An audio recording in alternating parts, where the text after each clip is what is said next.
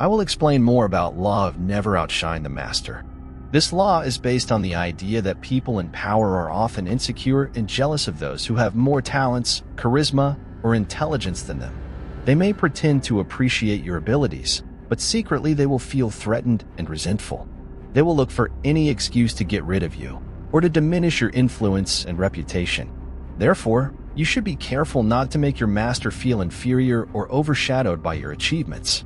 You should always make him or her feel superior and comfortable in their position.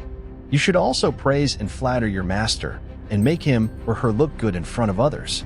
By doing this, you will gain their favor and trust and increase your own power and status. Some examples of how to apply this law are: if you're working for a boss who is less competent or knowledgeable than you, do not show off your skills or correct their mistakes. Instead, ask for their advice and guidance and make them feel that you are learning from them. Do not take credit for your work, but give it to your boss. This will make them feel more confident and secure, and they will appreciate your loyalty and humility. If you are in a relationship with someone who is more successful or attractive than you, do not try to compete with them or make them feel insecure. Instead, compliment them on their achievements and qualities and support their goals and dreams.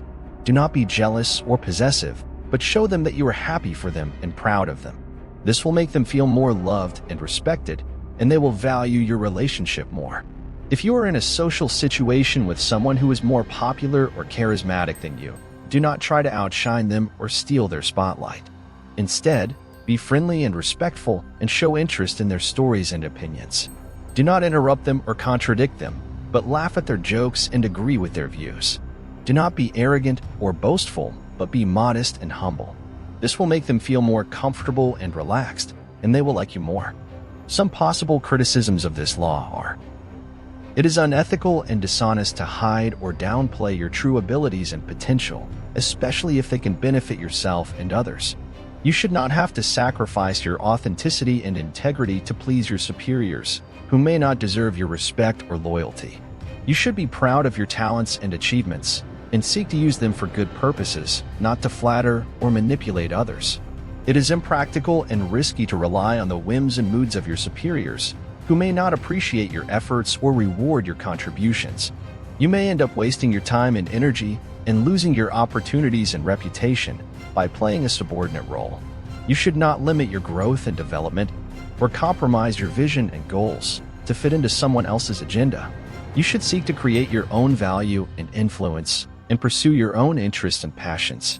It is counterproductive and harmful to the overall performance and quality of your work, team, or organization to suppress or diminish your skills and talents. You may be depriving yourself and others of the benefits and advantages that your abilities can provide. You may also be creating a culture of mediocrity and conformity, where excellence and innovation are discouraged and punished. You should strive to improve and excel, and to inspire and motivate others to achieve the best possible results and outcomes. There are many ways to apply the laws of power in your personal life, depending on your goals and situations. Here are some general tips and examples. Identify your sources of power and use them wisely. Power can come from many factors, such as your skills, knowledge, reputation, network, resources, or personality. You should know what makes you powerful and how to leverage it to achieve your desired outcomes. For instance, if you have a lot of expertise in a certain field, you can use it to impress others, teach them, or solve problems. If you have a lot of connections, you can use them to get access, information, or opportunities. Be aware of the power dynamics in your relationships and interactions. Power is not static, but constantly shifting and changing. You should be able to sense who has more or less power than you, and how to adjust your behavior accordingly.